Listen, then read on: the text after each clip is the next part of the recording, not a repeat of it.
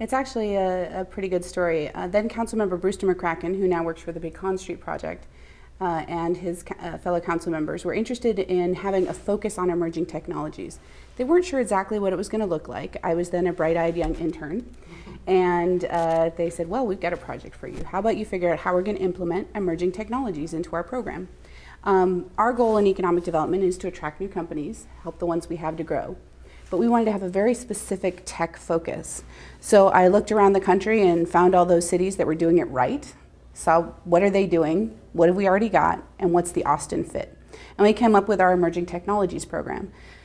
I didn't come across anybody who does precisely what I do. And some cities would have somebody that was specific to a single tech area. They were focused on different initiatives, and they all had different responsibilities. But I think the program that we've put together, in a lot of ways, we had to figure out what we were and who we were going to be once we did get started. So my position was created as a result of that effort, and I've been running it ever since. We looked at what was already happening in Austin, what were our assets, and where do we have a chance to be competitive.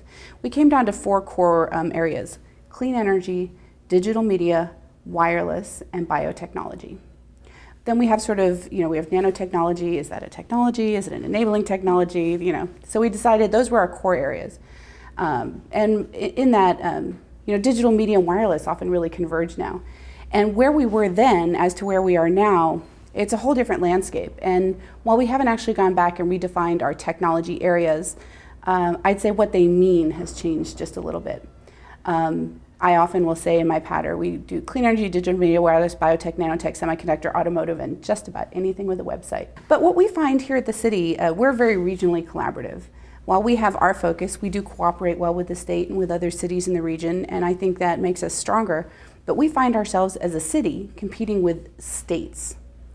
And you'll hear the argument that, well, our state is so large, we're competing with other countries. It's not that our city is that big, it's just that the way incentives work and the way folks can attract companies, we find ourselves at something of a disadvantage, except that Austin has a lot of really inherent qualities that make us an attractive target. So, what are those?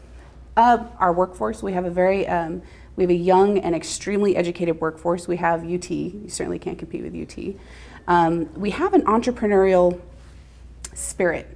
So we have risk-taking, creativity. We have that Keep Austin Weird. I like to think of that as Keep Austin Entrepreneurial.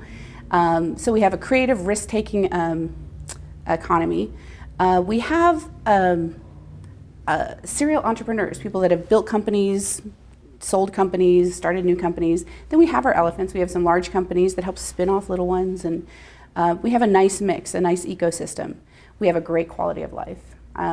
There's certainly other places that are nice, but not only do we have a great quality of life, we're pretty darn affordable. And being in the state, we don't have an income tax, so that kind of helps.